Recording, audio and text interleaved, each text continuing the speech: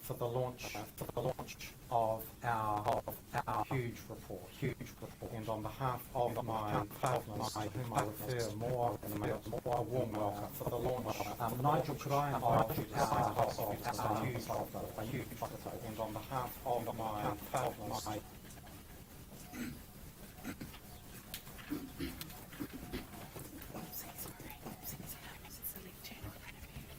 That's fine. Okay.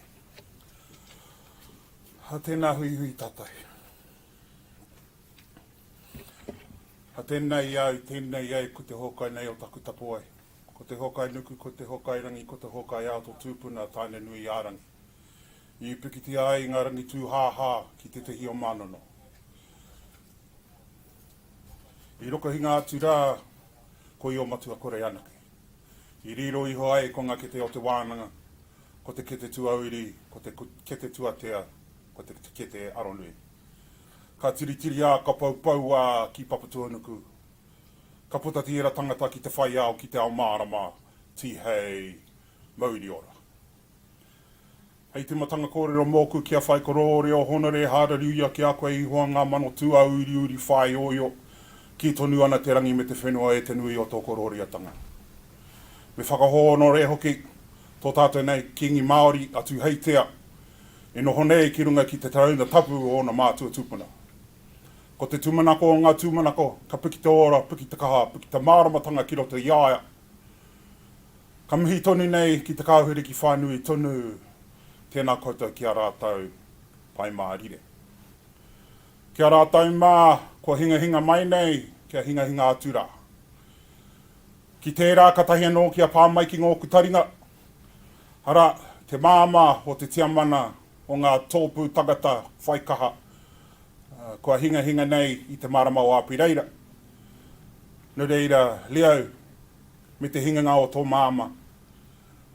Tēnei mātou e tuku ngamihi aroha ki a koe e hoa. No reira kia koutou koa ia te taha. Kia koutou, no reira haere atura. E ngā iwi, e ngā mana, e ngā kārangarangatanga maha, ko tatu iho mai nei i raru i te reo karanga o tēnei o ngā huhuinga o tātou. Nau mai, haere mai, piki mai, kake mai, whakatau mai. Whakatau mai rā koutou, ki roto ki tēnei o ngā huhuinga, arā ko te uakitanga o tēnei ripoata tuatoru, ko puta atu nei e te IMM e tu nei. Ko tēnei rōpū, te whakakotahi ai o ngā rōpū e toru. Ko te rōpū tuatahi, e kia nei ko tō tātou nei rangatira. Te tari o te tari kiko nei, warewari ia i te ingoa, o tino. Ko te rōpū tuarua, ko te tōpūtanga o ngā tangata whaikaha, ko te rōpū e whai ake ko ngā komihana tika tangata o Aotearoa. Nō reire anō kia koutou, nau mai, haere mai, whakatau mai.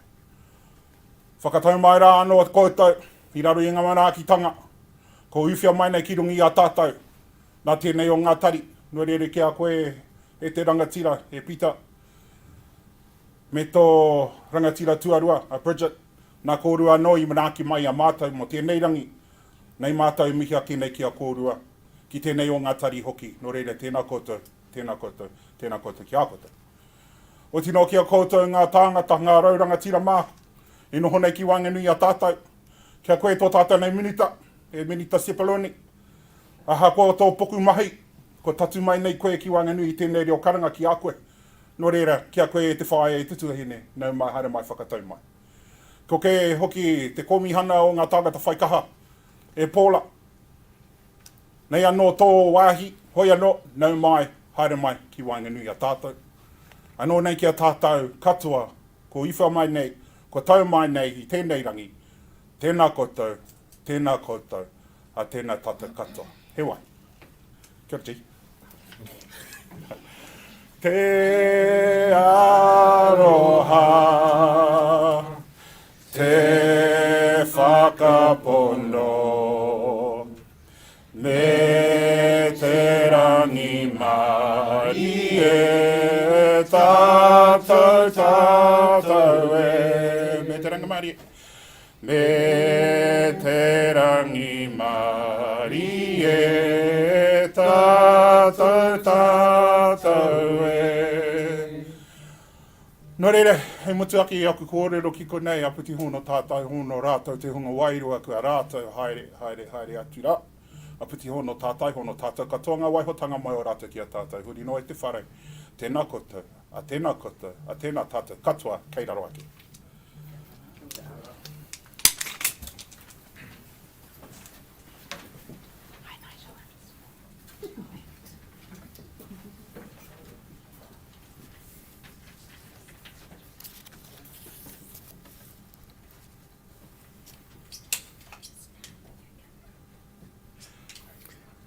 Nigel, kei te mihio kia koe.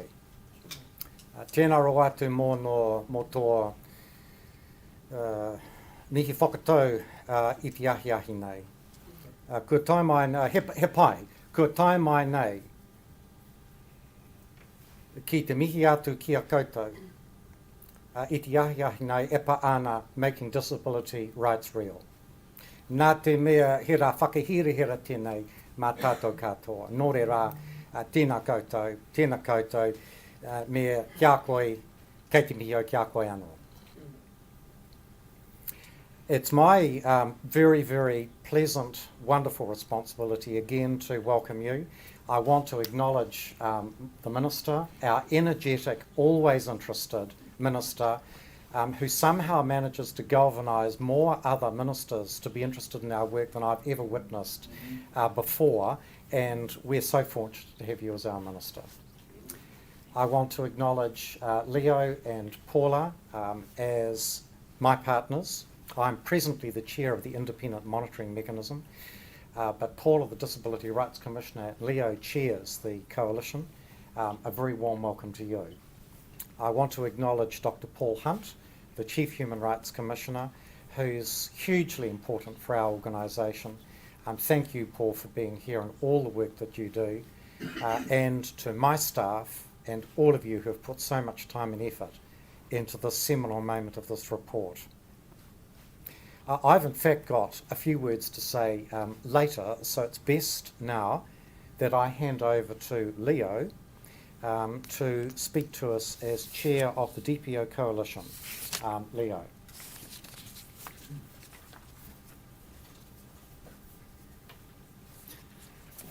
Thank you, Peter, and for that welcome, and thank you, Nigel, as well, for opening up the space for us to be here together today. Te hei Māori ora, e nā mana, e nā reo, e nā iwi, e rauranga tira mā, nau mai, haere mai. E mihi mahana nā e nā tangata whai kaha, me nā tangata whai ora, nā tangata motuhake. Kia kaha, kia mau ki te tūmanako, tēnei huihuinga mā koutou. Ko waiau, ko remutaka te maunga, ko awakairangi te awa, ko te upoko o te ika a Māui te moana, no whakataki ahau. Te tiamana o Balance Aotearoa, Taurite Aotearoa ahau. E nei nei te tiamana o te Disabled People's Organisations Coalition ahau. Ko Leo McIntyre taku ingoa, no reira tēnā koutou, tēnā koutou, tēnā rā tātou katoa. Welcome everyone, and I particularly want to acknowledge also and thank you Minister Sepuloni for being here today and for your ongoing commitment to upholding the rights of disabled people. The United Nations Convention on the Rights of Persons with Disabilities describes in practical terms how the rights of disabled people can be realised on an equal basis with everyone else in society.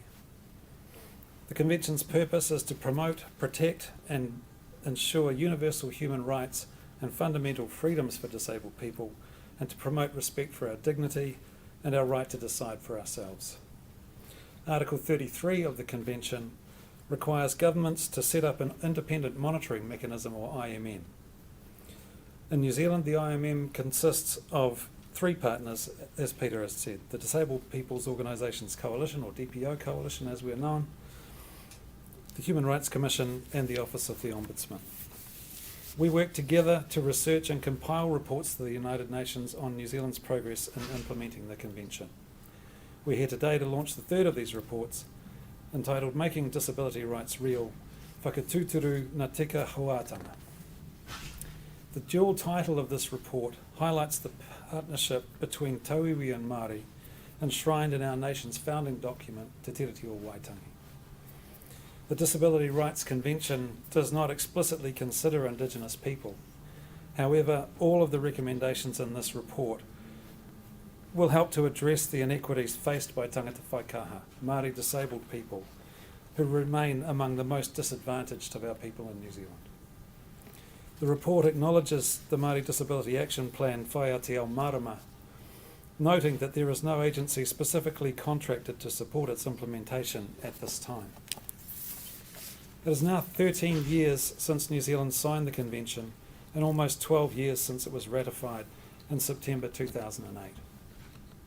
The DPO Coalition is proud of New Zealand's progress, and we thank disabled people, our partners in government, and the IMM for their hard work and willingness to change that is making a real difference.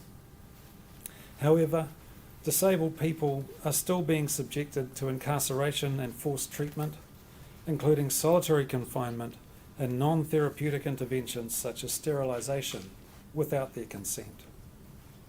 Disabled people are still disproportionately more unemployed or underemployed, have lower incomes, live in poorer housing, and have poorer access to good health and education. Before any kind of intentional change can occur, there needs to be an awareness that change is needed. For 20 years, the Like Minds, Like Mine program has helped reduce prejudice and discrimination toward people with psychosocial disability by raising awareness. Other pan-disability awareness programs have been short-lived, and their effectiveness is not well understood. But something of that kind is sorely needed now. Recent debates about the End of Life Choice Act 2019 and new forms of antenatal testing for genetic conditions have included some controversial views. Views that can be seen as devaluing the lives of disabled people and promoting euthanasia and abortion ahead of providing an equal society. To make disability rights real, we need immediate actions to counter the negative perceptions of disabled people and the low value placed on our lives in the minds of many New Zealanders. We need comprehensive definitions and standards of universal design and accessibility, and we need them to be used consistently. Led by disabled people, the Accessibility Charter project is an example of how change could be brought about. Co-designed, system-wide, universal change is what we need. We need sustainable and equitable funding models that remove existing disparities in the disability support system so that all disabled people can live independently and participate fully in the community. And we need that change to be led by disabled people from the start. Never again should a disabled person have to say, "I cannot access anything I would like to access without support from another person," a direct quote from this report.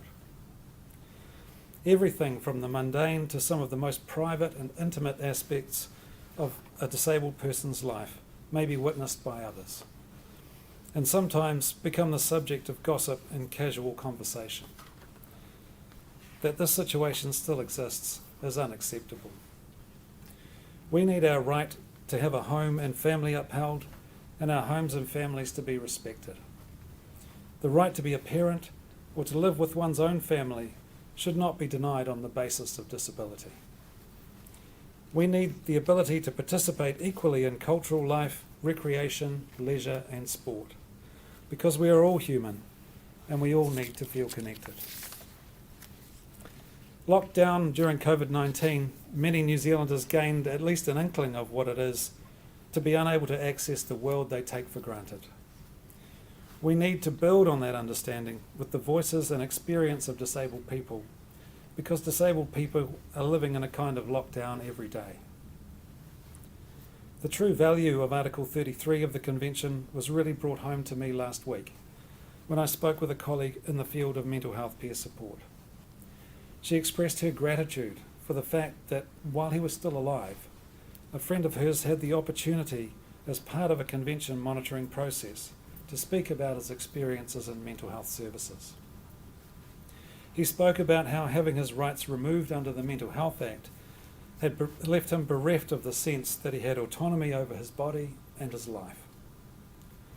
The opportunity to stand in his own authority and speak, and to have his kōrero honoured, gave this man a sense of empowerment and hope that what he shared would help to preserve others from the same indignities and distress that he experienced by having his rights removed. Sadly, however, he later took his own life. When we fail as a society to provide the sense of being equal, when we fail to provide a sense of belonging and of being valued, when we fail to make change happen rapidly enough, disabled people suffer. Disabled people lose hope. Disabled people die. Listening to the stories, the voices of disabled people gives us valuable information about what needs to change. It gives those who speak some hope that they will live to see that change. But listening is not enough. We need, each one of us, to take personal responsibility and do the most we can. Advancing the rights of disabled people makes a better society for all New Zealanders. It is up to all of us to make disability rights real. Thank you for your attention.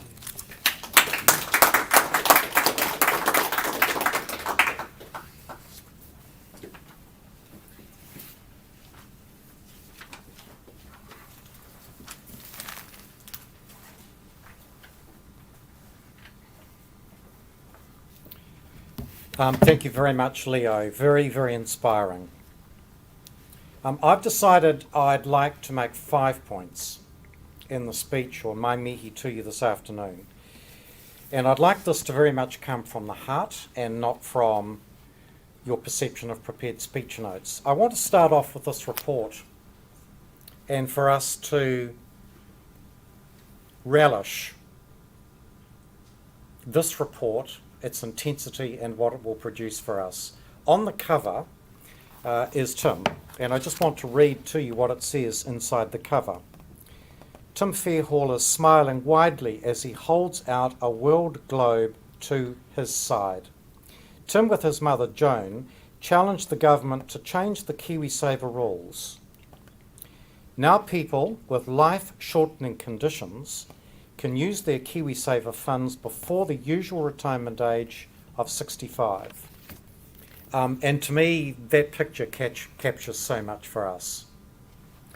So this report for us is a living document, and I think for your government, Minister, it's very much the start and a blueprint for us working for the future. To me, it's living, it will change, but it's a hugely important blueprint for getting our house in order. The second thing I'd like to say is this. Where I relish being one of the IMM partners myself is that this office is built on fairness to all. Equality, fairness to all, and particularly those that need a voice that comes from others. And in this respect, our ability to work with the community that you are part of so as to promote your rights is something that gives me a huge amount of personal satisfaction. It actually means a great deal. The third is what we all stand for and represent, and that is the fact that New Zealand has moved and will continue to move in the way we treat other people. And you know this because look at the enormous changes that have occurred in our own lifetime. And I talk about the fact that when I started off as a judge, any prospect of gay marriage would have been unthinkable. So I think it's our job as leaders to give the disability community the right to live as equal citizens, and we will help to do that by our influence. The fourth is our role in relation to government, and IMM partners will see our roles all slightly differently. But for me, it's to work with government and influence. For me, not to lecture. And my role as an officer of Parliament happens to be not a vociferous advocate, but rather someone who tries to bring to the attention of government how a situation is and how it needs to change. And I think that's why the Ombudsman works with government in this productive, constructive fashion. At the moment, we have a minister who wishes to listen and wishes to act, and we're very fortunate. The fifth thing I want to say is that this is the first time that we have held a function since we went into lockdown on the 25th of March. So this event today is actually a seminal moment. We've been through a turbulent time in New Zealand. What I think we would like to do in the IMM community is, at the end, to inquire into and release a report on what went well for the disability community and what didn't. Now, I would think that everyone will want to do this across government, but for us, we know that some things could have gone better. And I think that I do not come from the position of whinging or criticising, but rather I'd like to come from the position of saying, why didn't we do it this way, and why didn't we think of this in order to work out what a response and a way forward might have been? And so for me, I think we will be constructive and move for the disability community by means of this report and our looking at what happened over COVID-19, a better future. That's my message. Thank you very much. And Paula, I think I now turn to you. Thank you very much.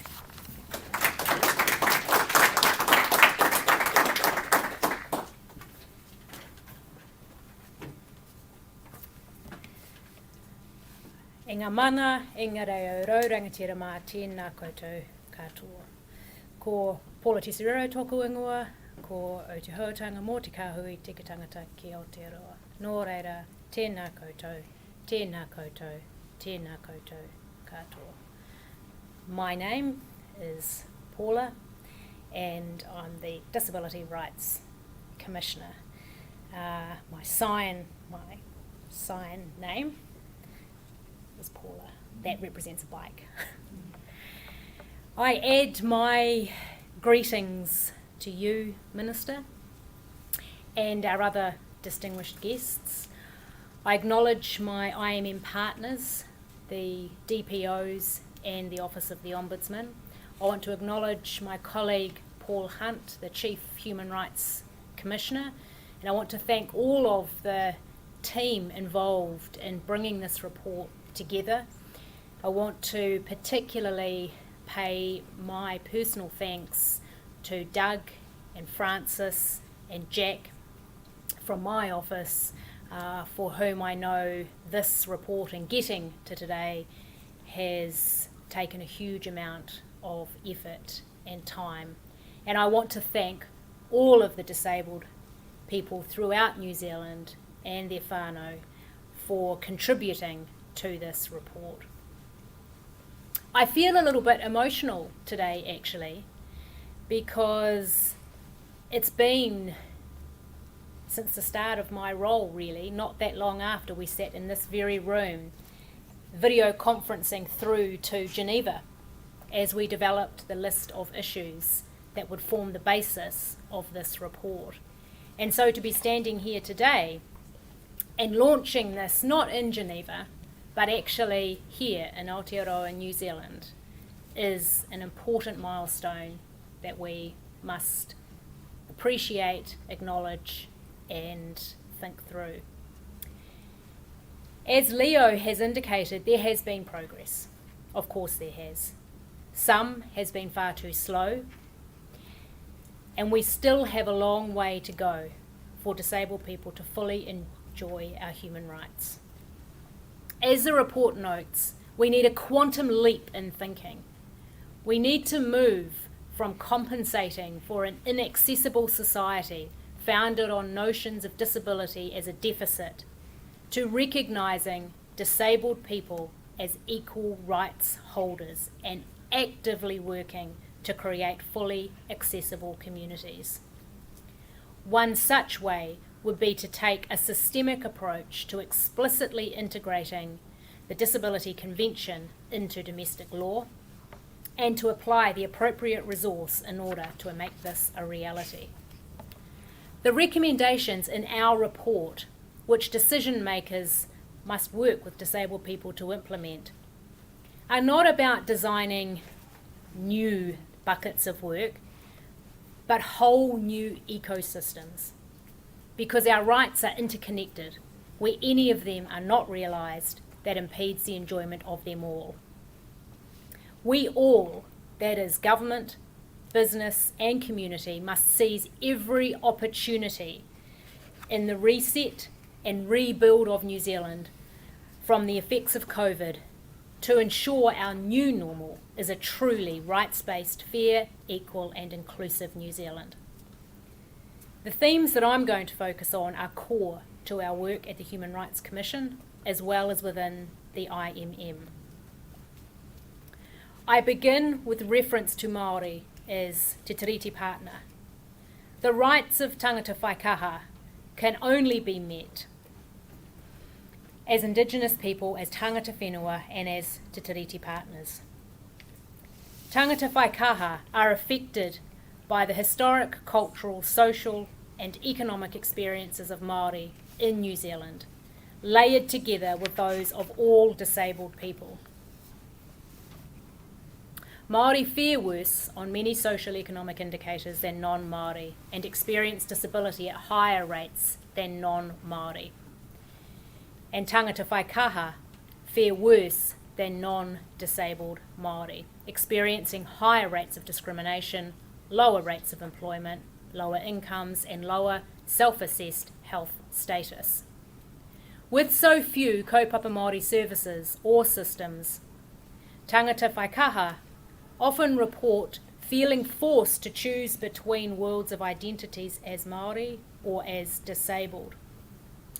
Many Māori disabled New Zealanders tell me this frequently. So there needs to be an increased resource for tangata whaikaha to connect together and determine what works best and ensure that that partnership operates not just within government but within community and within services, so that tangata whaikaha are respected as Māori first, have access to Te Ao Māori and can access culturally competent disability services. Māori have a unique place in Aotearoa, of course, but our report often speaks in generalities because there is so little information that reflects the diversity of our community. Disabled people are not a homogenous group, and we have to do better to ensure that the diverse voices and specific circumstances of Pacific communities, of women, of children, of refugees or recent migrants are heard and responded to. I turn to education. It is the foundation of so much of our lives, including our ability to know and exercise our rights, and is a powerful predictor of lifelong outcomes. Despite decades of reviews and tinkering, New Zealand has failed disabled children by not providing a truly enforceable right to an inclusive education. And the impact of this will stay with us for decades. In lost social connections, lost employment opportunities, and a lost standard of living.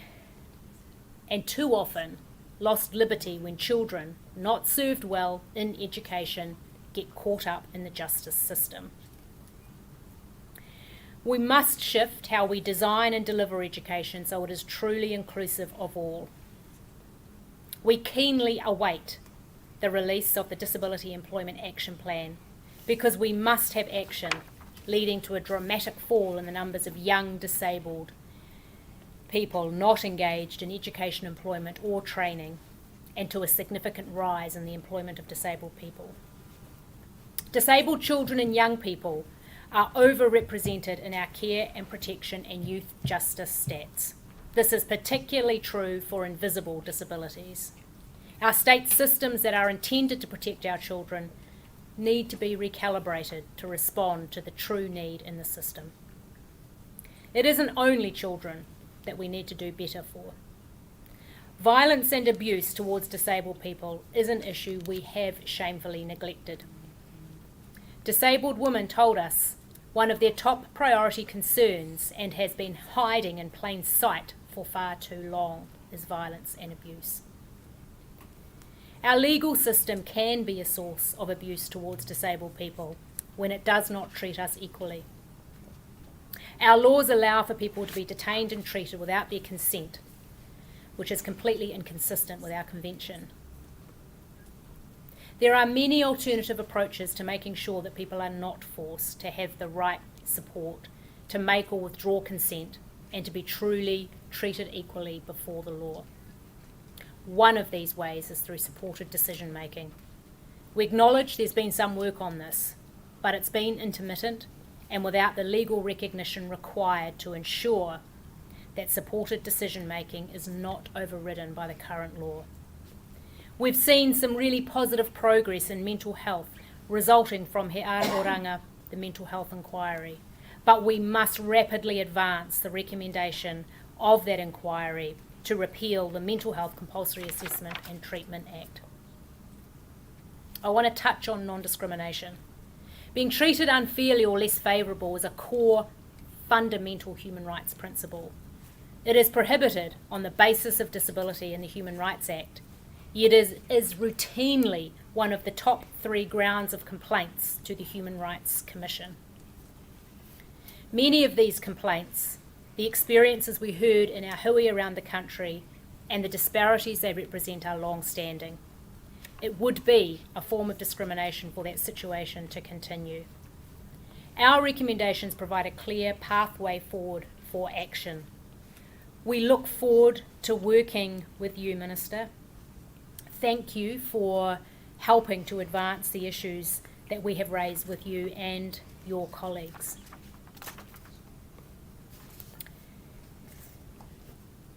I want to very briefly mention a reflection that some young disabled people made to me about COVID.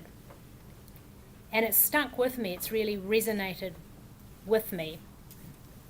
And I think is the thing that is going to give me the burst of energy to continue this work for the rest of my life. And it's this. They said, you know, lockdown, it's been great. I said, why? He said, it's been great because in our homes, it's accessible. When lockdown ends, we have to go out into this big, inaccessible world, and we have to face the judgment and the stares and the culture and the inaccessible world that we live in. We all collectively have to change that reality for disabled people. Te tiru whakamuri, kōkiri whakamua. Look back and reflect so you can move forward. We must look back at how far we have come for disabled people in New Zealand, but we must also acknowledge the gaps and how much more we have to do. I look forward to continuing to work with our community and alongside government And I do want to and meant to acknowledge you, Brian, and Jacinda and the Office of Disability Issues for the work that you do alongside us. I now welcome you, Minister, to receive the report on behalf of the government. Thank you.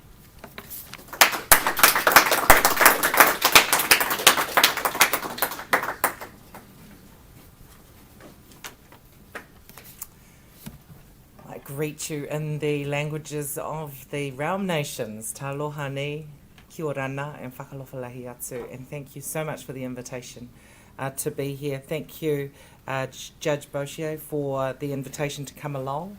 Can I also acknowledge those sitting at the table with me, the Disability Rights Commissioner, Paula Tesorerio, Leo McIntyre, the Chair of the DPO Coalition. I know that we've also got the Chief Human Rights Commissioner in the room, Paul Hunt, SSC Assistant Commissioner Chapel Tekani, was down on my list of people here, and everyone else that worked on and contributed to this report. Nigel, can I also acknowledge you for your warm welcome into this space. It is my pleasure to be here to mark the launch of the Making Disability Rights Real report. And I think we are all of no doubt that it will provide government with much to think about and act on, which is the most important thing. Through your consultation with disabled people, you have identified 6 key things: education, housing, seclusion and restraint, data, access to information and communication and employment that government needs to work on. The report recommends prioritising these themes to ensure the realisation of the UN Convention on the Rights of Persons with Disabilities in Aotearoa, New Zealand, along with focusing on Māori and Pacific disabled people.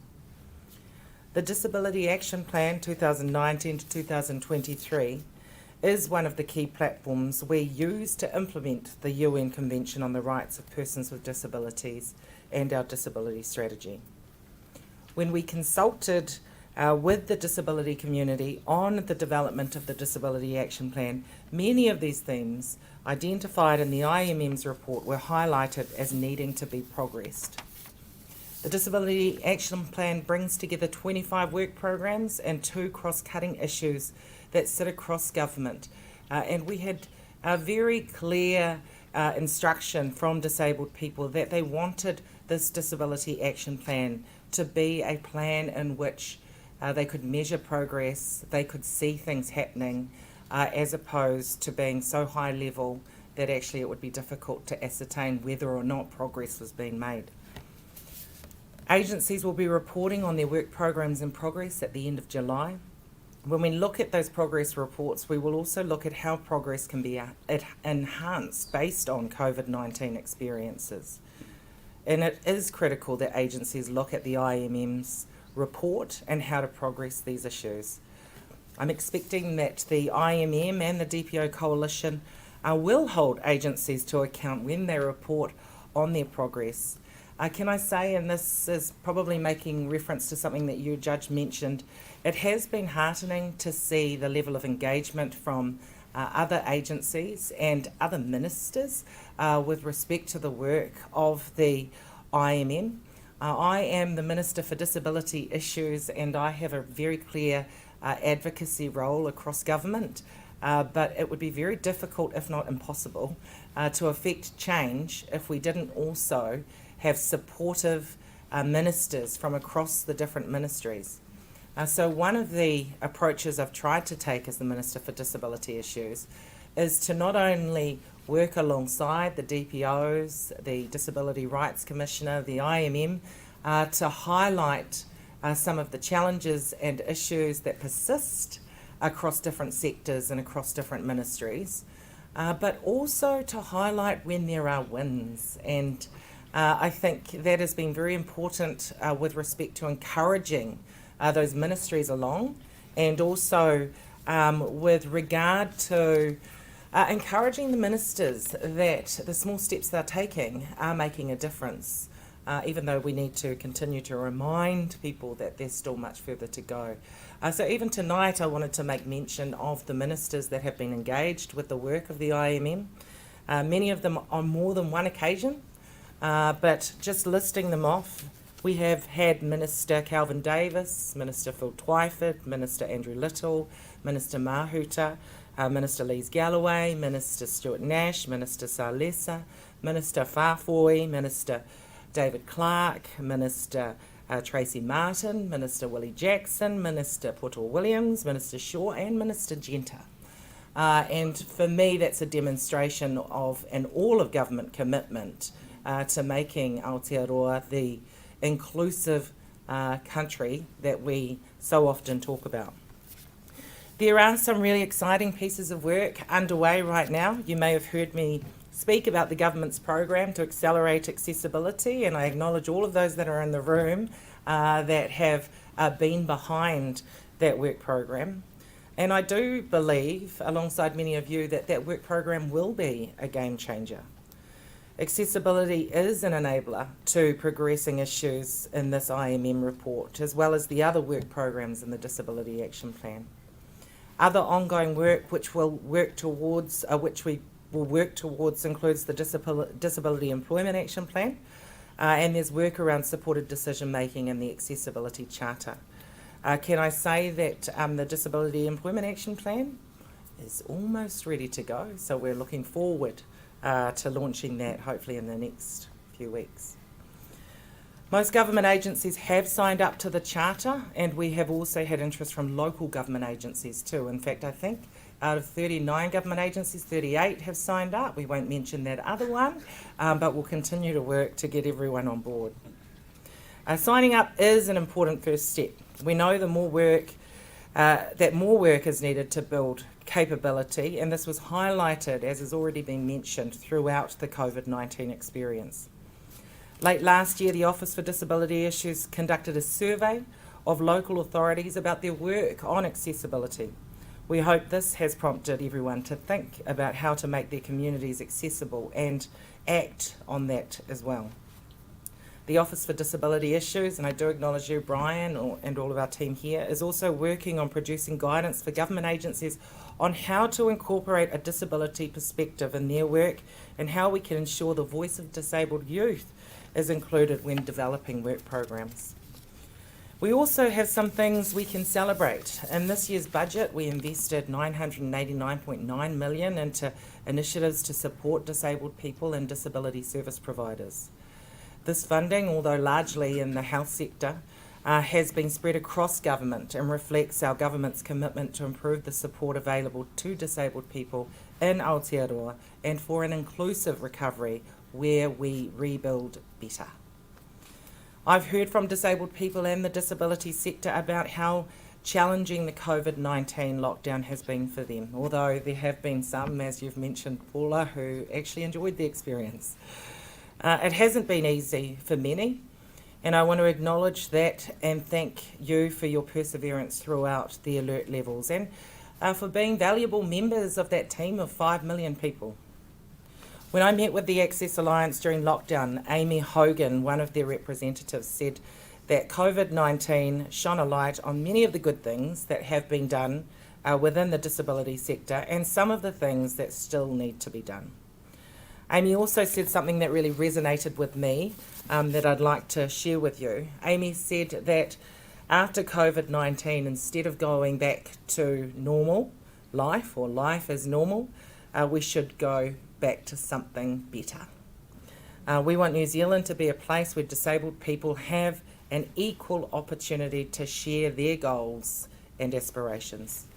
As we recover from COVID-19, it is important that we do so in a way that actively involves disabled people and the disability sector and draws on the principles underpinning the UN Convention and the Disability Strategy.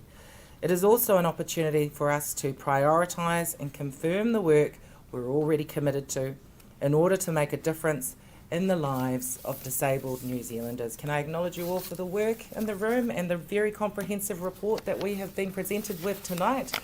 And I'm looking forward to continuing to working alongside you and many other people that are not in this room or cannot be in this room tonight to make progress on all of the areas that have been highlighted as places where perhaps New Zealand has some more progress to make.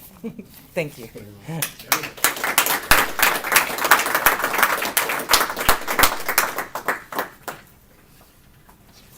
Well, thanks very much, Minister. Very, very inspiring, and it gives us a lot of confidence, and that's what's really important. What we've got now is some Q&As, and what we've tried to do is elicit some questions which you might find are interesting topics for answer. So the first one happens to come to me. I'll be snappy about it and leave good time for my colleagues.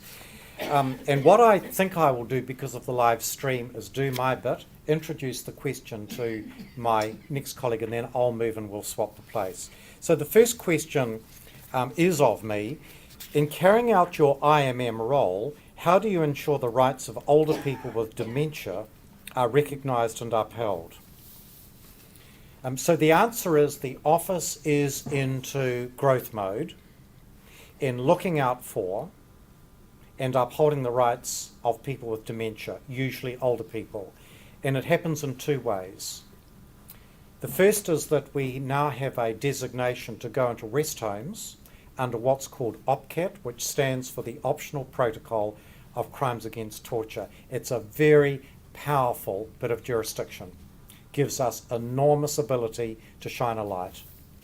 And we have been visiting rest homes in a COVID-19 oriented way during level 3 and level 2 and 4. We will produce a report showing what we saw in about 2 weeks' time. This is completely new territory, and I think will be a light for the future. The second is, though, it's not just those older people who are, if you like, detained in a locked dementia unit, but anyone who has dementia and therefore a disability is within our broad jurisdiction as a monitor of this convention. And my senior colleagues in my office have kindly agreed with me that we will be proactive in looking out for practice which we want to comment on and sometimes call out. So there is much ahead on the rights of those with disabilities, particularly the older population. The next one, Minister, is for you.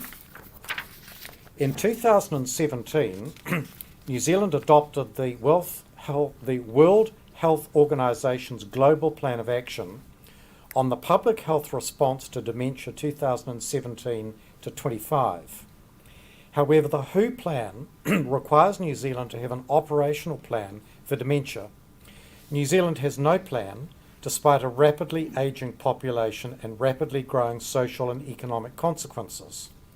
The sector has become so concerned it has written one itself. The sector cannot do any more and is dependent on the government to act. If re-elected, how will the government make progress in this area? And it's probably best if I get you to do it from here and then the audience live can see you.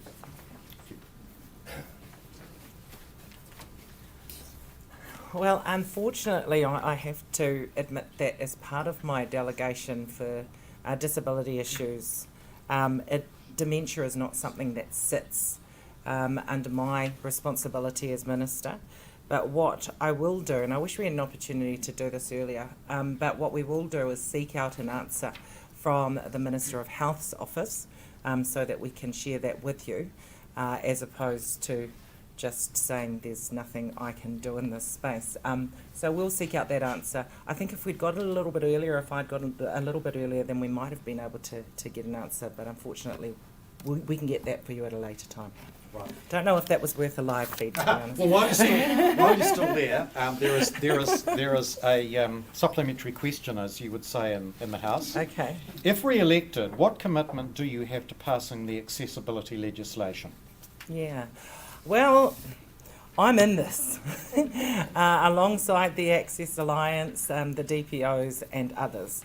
And I've been very heartened by the fact that we've been supported by Cabinet so far with respect to the work that's been undertaken and moving forward on this. And so we always knew when we set out on a work program where we would look at accessibility legislation for New Zealand that it wasn't going to be something that could occur immediately. However, we've taken all of the right steps and we've got that work program in place. and I don't even know if I'm allowed to talk about what's gone through Cabinet and what hasn't gone through Cabinet, so maybe I'll be careful. But we are still supported with respect to that ongoing work. The consultation has been very important. Can I acknowledge the Access Alliance for the work that they have done with regard to raising awareness and getting cross-sector support for accessibility legislation. Cross-sector in terms of business and local government, who I think are incredibly important to this agenda, but also cross-parliament support as well. Many of you in the room will know that there is a group called the Parliamentary Champions for Accessibility Legislation, and having that cross-party support is really important at that political level. So the work continues, and it will certainly be something that I would prioritise if I was in government with this portfolio again. Thank you very much.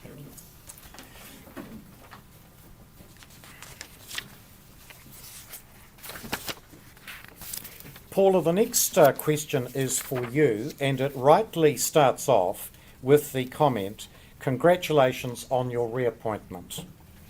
And the question is, what for you are the most important issues you want to focus on in your next term as Disabilities Commissioner?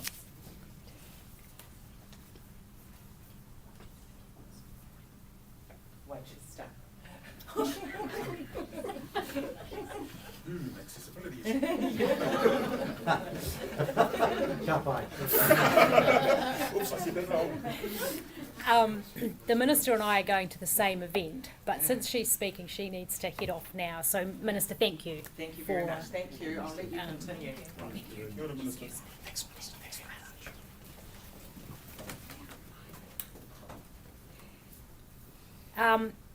How long have I got? Okay, so thank you to whoever that question came from. Look, really briefly, as we know, there is much work to be done. I feel very privileged to be in this role, and I think having a confirmed term of 5 years gives a real runway to work collaboratively with IMM partners and the many disabled people in their whānau around the country that I work with, to really hopefully help nudge along some key things. Many people will know my top priorities. For those who don't, in no particular order, they are education, and really working to create an inclusive education system in New Zealand. Second is around data. We know, and we saw during COVID in particular, that we do not have the data, evidence and information about our population to appropriately ensure that services are targeted correctly, and that we understand the impact of policy and decisions on disabled people. The third one is around changing attitudes, and I've talked for some time about the need for us to have a national conversation about disability. We do appropriately talk in New Zealand about racism. It's right that we do, because it exists and it's harmful, but we don't talk about ableism, and it's something that I will work very hard with my colleagues at the Commission to hopefully get the funding, and then work to even increase that funding to have that national conversation about changing attitudes towards disability. Another key priority is around employment, and I think never has there been a time like now where we must make sure that disabled people are front and centre in rebuilding New Zealand, and making sure that disabled people are not those first off, so to speak, in the employment situation. Another critical priority for us at the Commission, which links closely to my work, is around housing. Paul, the Chief Commissioner, and I are working on some housing initiatives, and one of the critical things, I think, again, that has come home to me, particularly in the last year, is the need to do something, a real step change really, about housing in New Zealand. I just want to touch very briefly on violence and abuse. Many will know that Francis and I have developed with others a report to guide the joint venture on family violence, because really up until recently there wasn't a voice around disability, and it is my intention to move forward with ensuring that the joint venture takes a disability lens to its work. This is a very serious issue for New Zealand, and one that we haven't addressed. And very finally, today actually was another significant day in getting a draft report which will go to the Prime Minister, but today it went out to agencies on fetal alcohol spectrum disorder. Between 1,800 and 3,000 kids in New Zealand are born with FASD each year, and we fall so far short of meeting our obligations towards those young people and their whānau. And I hope that the Children's Commissioner and my joint report will result in some change there. And very finally, because we could all talk for hours on this, there is a real genuine desire, and it's linked to housing, but it's part of the broader infrastructure of New Zealand. In rebuilding our cities, we must make sure that shovel-ready projects, that any investment going in infrastructure to rebuild New Zealand does take a universal design lens and really does have disabled people front and centre. Sorry, Peter, it's probably too long. Thank you. That was lovely. Thank you. Well, we are heading down the back straight.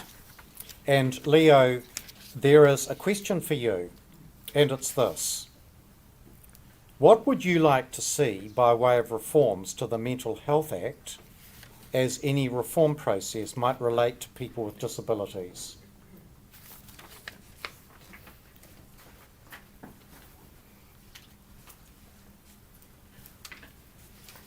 Well, thanks for the question. I think probably the key outcome that we're seeking from this is freedom from detention and from being placed in solitary confinement and placed under forced treatment as well. Many people in New Zealand aren't aware of the extent to which people lose their rights when they're placed under the Mental Health Act and the kind of things that can be done to them. With my own experience of mental distress, it's always been a huge factor in my decision making around what I would like, or how I'm going to approach dealing with the situation, that if I were to become subject to the will of a psychiatrist, I might have someone put me into a room by myself, which I'm not able to get out of, and I may not have any way of influencing that. I might be forced to receive an injection, even by being held down to receive that injection. And as a person who has an innate sense of my own freedom, I know that I would not do that easily. And that in itself would create a cycle of abuse within the relationship with the people in those services.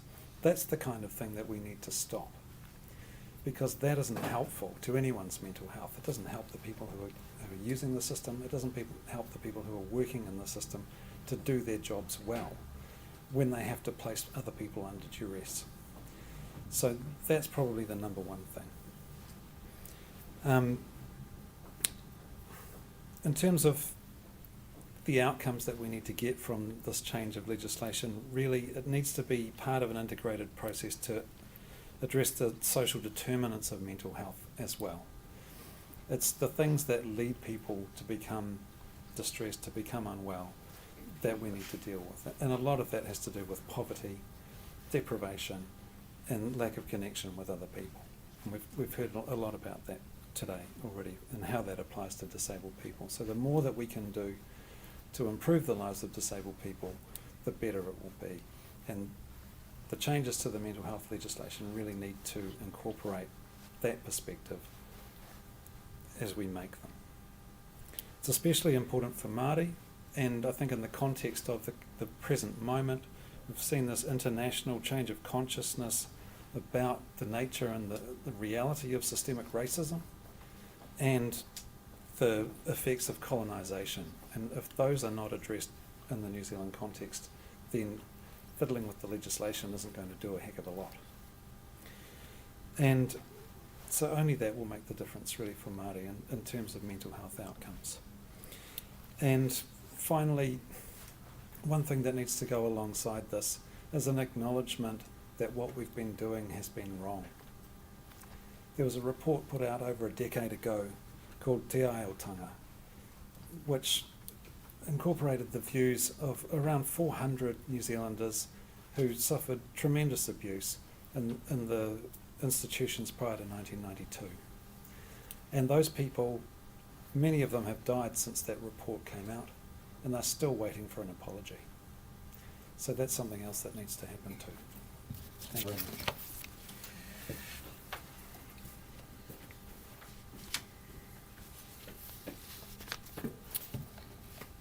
We are at the end of this hugely important and joyous occasion.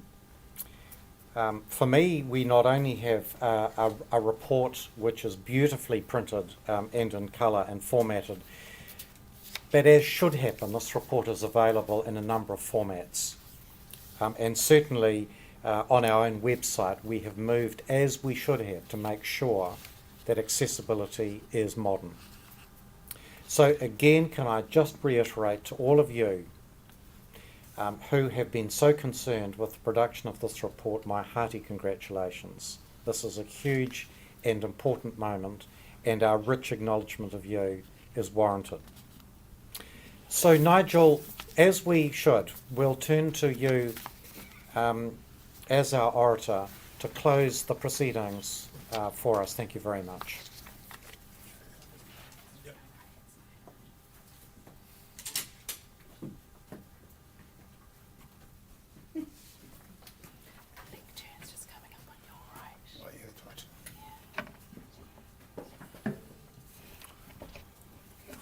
O tēnā no hui tuhi tātai. Hei tautoko ake ngā kōrero ko kōrero hitia nei e tō tātou kai whakawā Peter Bosian. Ka nui ake ngā mihi ki a tātou. Tātou e kuhu mai nei ki tēnei o ngā huinga. Ara te whakatuwhiratanga o tēnei o ngā ripoata ka puta atu nei. No reira mai ngā kauiti a tēnā koutou, a tēnā koutou, tēnā tātou katoa. Māku e tuku atu ngā kupu whakamometi ki o tu pai e tu taita nei huhinga i tēnei rangi. No reira, tēnā koutou, tēnā koutou, tēnā koutou katoa ki inoi tātou. Ko te māngai ngā ane hera pono me te toko tori tapu. Whakauinga mai mātou ki roto ki tako te arohanoa pai here tia mātou ki te rangi Māori e ngā wākato. Ko te māngai anō hei tautoko he whakapūmau e ngā wākato. Ai anei, ākei nei. Kia ora hui hui mai tātou. Kia ora.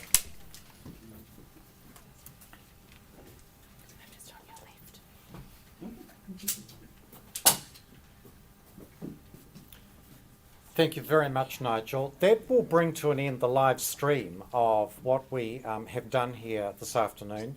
So very shortly, we can just in our own time and our own space leave whenever it suits. But thank you all for participating and bringing this not just to our community here in the Koru room, but those New Zealanders who are able to watch this live stream and afterwards. Thank you very much.